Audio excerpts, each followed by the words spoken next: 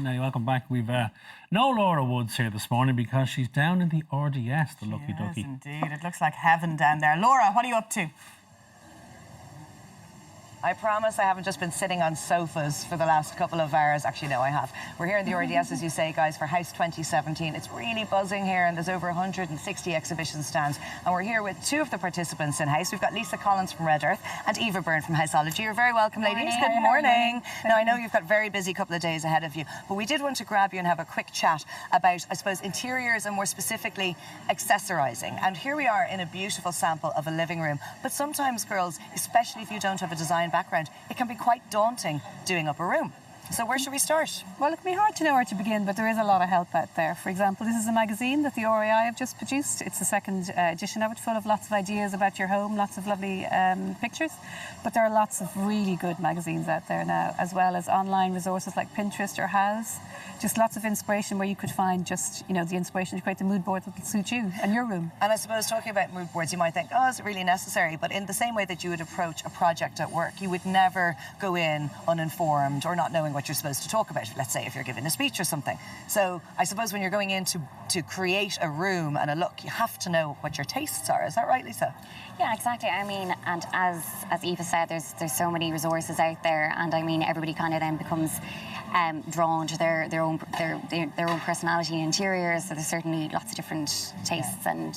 You could be surprised, I suppose, about the colours that might jump out at you. Yeah, you know, exactly. if you create your mood board and then suddenly there's mustard all over it, you're thinking, well, I better get that mustard sofa. Yeah, suddenly you're in love with mustard. And I mean, actually at this show, there's a lot of blush pink and pink interiors kind of popping up everywhere. So I think we're all kind of drawn to the pink and the more girly kind of interiors lately as well. So yeah. Now, you girls have been busy this morning. You've run around and picked out a few of your favourite pieces for us. And Eva, we'll start with you because you have this really interesting contemporary table. Now, it's very contemporary, but does a little magic trick as well. It actually is adjustable, so it can be a coffee height table, or if you want to have a cup of tea and a book beside you, you can have this. It's by a company called Reside, who have a stand here at the at the show, and it's called Little Helper.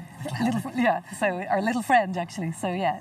And when we're considering refurbing a living room space, you know, I suppose the most obvious thing is you think of, oh, I'll just buy a new sofa, or I'll just change the wallpaper, or paint the walls a different colour. But you girls are saying not necessarily you need to go down that road because that can be very expensive. No, I would say to you, stop and think. Look at what you have. Look at your room layouts. I mean, sometimes I go to people who just can't get to grips with their room.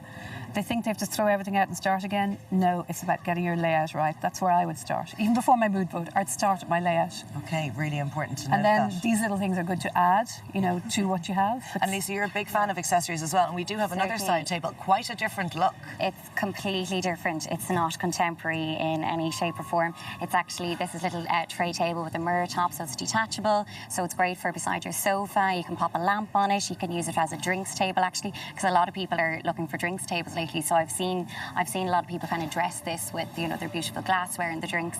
So it's certainly, and it's great for like smaller spaces, contemporary living as well, in apartment living. So yeah, and it is quite ornate. You've got a lot of detail around the tray and the legs, but it's not to say that you can't mix it in with a contemporary look, even though it is quite ornate. And I love that idea of mixing traditional and modern. A lot of people might really find themselves in 1950s houses or, you know, I suppose the Georgian houses, and they kind of feel they have to keep in mind the era. And I suppose you have to be respectful, but at the same time, it's okay to modernise a house as well. I think so, yeah. I think, to mix both looks, I think really works. Yeah. And one way you can do that is, of course, artwork. Now, we've this beautiful print here. Lisa, talk us through this and why art is so important. So this particular piece of artwork is from Jane Ryan, and she's exhibiting here in House. I think people kind of sometimes forget about artwork when designing their homes, or, you know, when they're bringing in interiors to the homes, because they kind of focus on the mirrors and they kind of forget about artwork. So it's certainly, artwork really dresses. It can dress a hall, a living space, and this particular piece I think would be fabulous in a walk-in wardrobe, if we were lucky enough to have a walk-in wardrobe. But we could dream. Yes, yeah. So certainly consider artwork when dressing a space in your room. And Eva, with the colours, should they clash? Should they complement? You don't want to be too matchy-matchy. No, I think sometimes if you've got a neutral background, art can bring in colour. If you've got a colourful background, you can use monochromatic art, black and white art. But one thing about art, I think, is how you hang the art is really really important. There's a general eye level of 1.5 meters. If you use that generally for the middle of what you're hanging, it'll be very engaging. I mean, I agree. I think art really brings together a room in an unimaginable way, and you get all the different... humanises a room slightly as well. Personalise it. You're right. Yeah. At least you did mention mirrors earlier on, and you think that mirrors are really important. Yeah, I put them on a little par with art. So I chose a little one which is made in West Mines. It's just a really simple piece made of 2 pieces of brass. It comes in different sizes. This is 40 centimetres, so you might use this in a little alcove, say, to create a little composition. You could use a larger one then as a feature piece. So quite dramatic, isn't it? Quite dramatic, yeah. But this is a lovely little one that would settle up beautifully in an alcove, maybe over a little console table. Just really nice shape. As you say, it opens up the space, doesn't it? It creates a larger space, or the illusion of a larger space. I think a circle is a lovely kind of little punchy little element to bring in. Quirky. A room. Quirky, exactly. I a lot of personality. Well.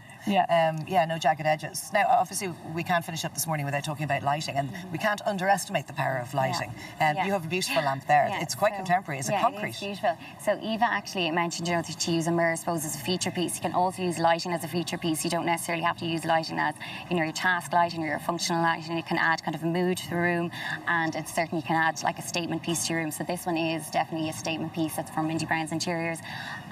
It's stone and brass. So again, it's more than just a functional light, I suppose, and has the beautiful oatmeal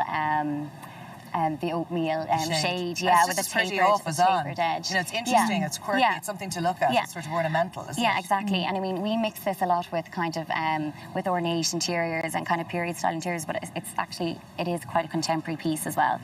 So I suppose to summarise, know the space, be well researched into what you need, and then small accessories. You don't have to spend a fortune. There's some really good price points out there. You can really transform a room by just adding different accessories, your lighting, your mirrors, your tables, and if you're working off a smaller budget, it's certainly doable. It's manageable. Thanks so much, ladies, for joining us this morning. And of course, you will be exhibiting here at House 2017 all weekend. So do come in and say hello to Lisa and Eva, Red Earth and Houseology. Come find them.